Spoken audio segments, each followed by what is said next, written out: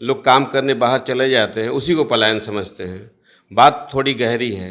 पलायन सिर्फ वही नहीं है। पलायन, सबसे पहला पलायन तो पूंजी का पलायन हो रहा है। किसी को टक्कर नहीं देनी है, जनता को जगाना है, यही तो है। आप सेवा के दायरा को बढ़ाना चाहते हैं। एक कमरे में बंद होकर व्यक्तिगत रूप से लोगों की सेवा कर पा रहा था, अब समाज की सेवा करना चाहते हैं समग्र रूप में। जिन्होंने अब तक मरीजों का इलाज किया वो समाज के जख्मों का इलाज करने मैदान में हैं। नमस्कार, मैं लौर, आप देखना शुरू कर चुके हैं सच टॉक। देखिए, इस वक्त हमारे साथ सीधी तौर पर बातचीत करने के लिए डॉक्टर उमेश कुमार सिंह हैं, जो कि औरंगाबाद विधानसभा से जनसुराज के भावी विधायक प्रत्याशी हैं, और हमारे साथ सीधी तौर पर बातचीत करने के लिए मौजूद हैं। तमाम मुद्दों पर इनसे बातचीत करेंगे, लेकिन सबसे पहले स्वागत है।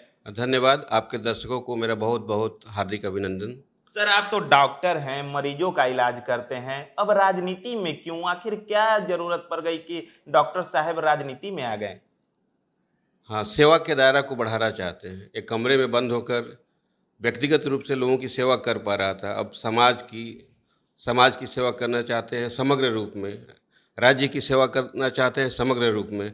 बहुत सीमित सेवा का साधन है ये, थोड़ा इसका विस्तार करना चाहते हैं, इसलिए राजनीति में चले आए हैं। अगर बात की जाए तो औरंगाबाद विधानसभा से संभावित प्रत्याशियों के लिस्ट में आप भी हैं। अगर बात की जाए तो अगर औरंगाबाद का विकास का बात की जाए, कितना आपके नज़र से औरंगाबाद बदला है? औरंगाबाद का विकास, इसमें कोई संदेह नहीं हुआ है, नकार नहीं सकते। सड़कें अच्छी हुई हैं, इमारतें बनी हैं, बिल्डिंगें बनी हैं, लेकिन अभी विकास होना बाकी है। सबसे पहला विकास हम लोग शिक्षा के क्षेत्र में करना चाहेंगे।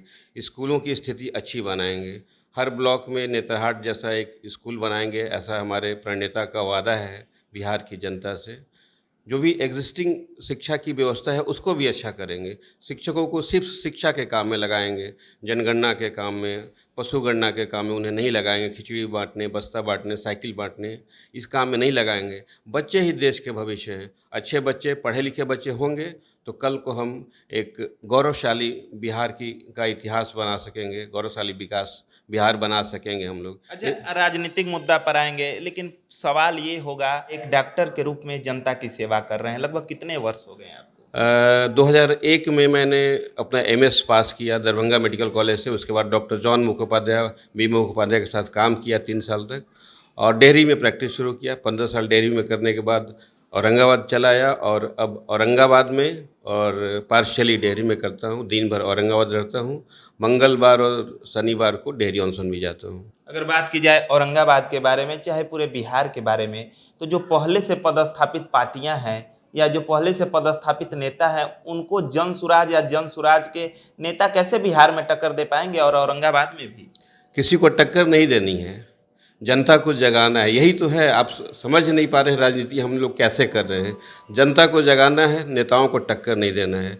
जनता को बताना है कि आपके मुद्दे क्या हैं और उसे पूरा कौन करेगा, बस यही कर रहे हैं। किसी से किसी को न लड़ रहे हैं न लड़ा रहे हैं, जनता को बस जगा रहे हैं। तो लग रहा है कि बिहार की जनता लालू जी, नीतीश जी, मोदी जी के नाम पर वोट नहीं देगी और जनसुराज को वोट देगी। एकदम देगी। जनता को लोगों ने बांट कर रखा था। एक जैसे शीशे पे धूल बिखेर दिया जाता है, उन्हें जात में, धर्म में, ऊंच में, नीच में बांट दिया गया था। अब हम लोग बता रहे हैं हम लोग सब इंसान हैं, सब चाहते हैं अच्छी सड़कें हों, बच्चे शिक्षित हों, माँ बाप खुशी से रहें, माँ बाप का नाम करें, बिहार का नाम सारे लोग चाहते हैं। ऐसा नहीं कि आप नहीं चाहते, हम नहीं चाहते हैं। कोई गरीब है तो नहीं चाहता है, कोई राजपूत है तो नहीं चाहता है, चमार है तो नहीं चाहता, सारे जात के लोग चाहते हैं। और हम लोग जनता को यही बता रहे हैं कि आपस के भेद को मिटाया जाए। बिहार को बदलने के लिए, बिहार का गौरव वापस दिलाने के लिए एक बार दिल से लगा जाए शासन बदलने में, बिहार बदलने में। बिहार और पूरे औरंगाबाद का भी पलायन बड़ा मुद्दा है। आप लोग भी पलायन को बड़ा मुद्दा बना रहे हैं कि पलायन रोकेंगे, जनसुराज आएगा तो। लेकिन ठोस जनसुराज के पास नीति क्या है कि बस हवाबाजी हो रही है कि आएंगे पलायन रोक देंगे? देखिए, पलायन आमतौर से जो लोग सिर्फ एक बात समझ रहे हैं कि यहाँ से जो लोग काम करने बाहर चले जाते हैं उसी को पलायन समझते हैं। बात थोड़ी गहरी है। पलायन सिर्फ वही नहीं है। पलायन, सबसे पहला पलायन तो पूंजी का पलायन हो रहा है। बार बार हमारे प्रणेता सिखाते हैं कि CD रेशियो की बात कीजिए। जहाँ बैंकों में हम लोग पैसा जमा करते हैं, उसका केवल 30% पैसा अपने बिहार में विकास पे खर्च होता है, बाकी 70% पैसा बैंक दूसरे स्टेट में भेज देते हैं। इस तरीके से हम लोगों के पूंजी का पलायन हो रहा है। हम ही कमा के बैंक में डाल रहे हैं, मेरा ही पैसा दूसरे स्टेट के लोगों के विकास के लिए बाहर चला जा रहा है। ये पूंजी का पलायन एक बड़ा मुद्दा है। आते ही बैंकों के साथ हम मीटिंग करेंगे और इस पूंजी के पलायन को रोकेंगे, ताकि यहाँ के लोगों को लोन मिल सके, लोन मिल के वो रोज़गार बढ़ा सके और यहीं पर कुछ उत्पादन करके अपने और अपने परिवार की आर्थिक स्थिति को ठीक कर सके। पहला पलायन पूंजी का पलायन रोकना। दूसरा पलायन बच्चों के शिक्षा के लिए जो पलायन हो रहा है, अच्छे कॉलेज नहीं है अपने पास, स्कूल अच्छे नहीं हैं, उन्हें डेवलप करेंगे। जो भी स्कूल हैं हमारे पास उनको सुदृढ़ करेंगे, शिक्षकों को सिर्फ शिक्षा के कार्य में लगाएंगे और नेतरहाट जैसा एक स्कूल 1 साल में 1 प्रखंड में ज़रूर बनाएंगे, ताकि बच्चों को बाहर न जाना पड़े। किसी को ऊटी, किसी को देहरादून, किसी को कोटा, किसी को दिल्ली, यहीं पढ़ेंगे, बल्कि बाहर के लड़के आके यहाँ पढ़ें, ऐसी व्यवस्था करेंगे। तो इस तरीके से शिक्षा और पूंजी का पलायन रोकेंगे। तब आता है रोज़गार का पलायन। रोज़गार हम कोशिश करेंगे कि हमारे बच्चे जो भी बाहर हैं, जिसके चलते उनके माँ बाप को, बूढ़े माँ बाप को अकेले बिना सहारे के रहना पड़ता है, उनके बच्चे पापा पापा इंतज़ार करते हैं, उनको यहीं जॉब मिले, वो यहीं रहें और यहीं बिहार की समृद्धि को, गौरव को वापस करें और उन्हें बाहर कहीं गाली ना खाना पड़े। इसके लिए हम भरपूर काम करेंगे। बिहार को इसी के लिए जगा रहे हैं और पहला काम यही करेंगे, शिक्षा को अच्छा करेंगे और पलायन को रोक देंगे। एक परिवार लाभ कार्ड आप लोगों के द्वारा बनाया जा रहा है जन स्वराज पार्टी के द्वारा, तो ना तो अभी आप सत्ता में आए हैं और विपक्ष की पार्टियां तो कह रही है कि जन स्वराज वोट कटवा पार्टी बनकर रह जाएगी, तो परिवार लाभ कार्ड बनाने से फायदा क्या होगा जनता को? वही तो उन्हें डर लग रहा है, जो वोट कटवा कह रहे हैं, डर लग रहा है कि कितना वोट कट जाएगा हमारा। ऐसा न कट जाए कि हम चीत हो जाएं और इन्हीं की फसल लहरा उठे। दरअसल ये कार्ड कोई पैसा देने का कार्ड नहीं है।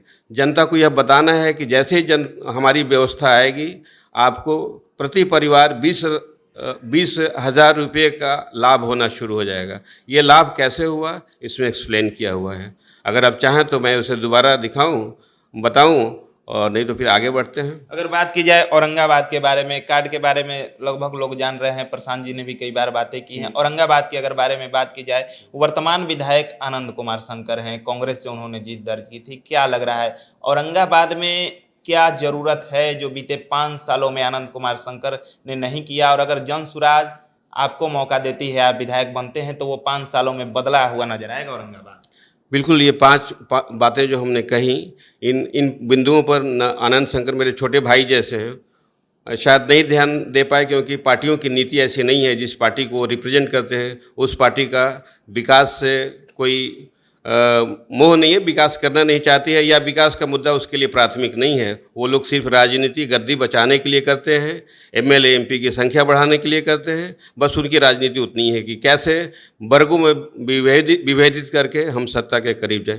हम राजनीति MLA और MP बनाने के लिए नहीं कर रहे हैं, हम सिर्फ जनता को बदलने आए हैं। अगर हमारा एक भी MLA नहीं बना, कोई बात नहीं है, जनता को अगर जाग गई तो हमारा उद्देश्य पूरा हो जाएगा। जन स्वराज इतने से भी बहुत खुश रहेगा कि जनता जाग गई और अपने बच्चों का मुंह देखकर उनके शिक्षा और रोजगार के लिए वोट कर रही है। यही हमारी जीत होगी। चलिए, औरंगाबाद की तमाम जनता आपको सुन रहे होंगे, क्या कहना चाहेंगे? औरंगाबाद के जनता को मेरा बहुत बहुत प्रणाम है। अब मैं उनसे अपील करना चाहूँगा कि बिहार बदलने का एक मौका है। प्रशांत किशोर जैसा एक मेहनती, पढ़ा लिखा, ईमानदार आदमी आपके लिए खड़ा है, उसे लेट डाउन मत होने दीजिए, बिहार बदलने दीजिए। चलिए, तो औरंगाबाद विधानसभा से संभावित जन स्वराज के प्रत्याशी डॉक्टर उमेश कुमार सिंह को आप सुन रहे थे, जिन्होंने हमारे तमाम सवालों का जवाब बहुत ही शालीनता से दिया। और जिस तरीके से बिहार विधानसभा का चुनाव नजदीक है और जन स्वराज लगातार बिहार बदलाव सभा या लगातार जिस तरीके से परिवार लाभ कार्ड बना रही है और घर घर जन स्वराज के कार्यकर्ता नेता जाकर जन स्वराज के बातों को बता रहे हैं, ये कहीं ना कहीं बिहार विधानसभा चुनाव 2025 में निर्णायक भूमिका अदा कर सकते हैं। फिलहाल सच टॉक्स का ये वीडियो आपको कैसा लगा, कमेंट बॉक्स में जरूर बताइएगा और अच्छा लगे तो शेयर जरूर करिएगा। धन्यवाद।